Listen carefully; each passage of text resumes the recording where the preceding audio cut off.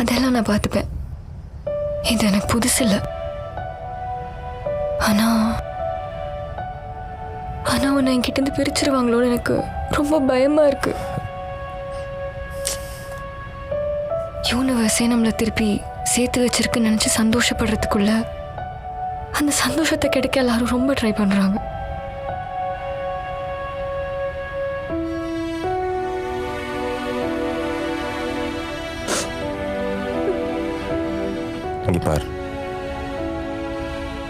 இங்க பாரு துளசி, என்ன பாரு. இப்போ உன் கூட இருக்க, எப்பவுமே உன் கூட தான் இருப்பேன்.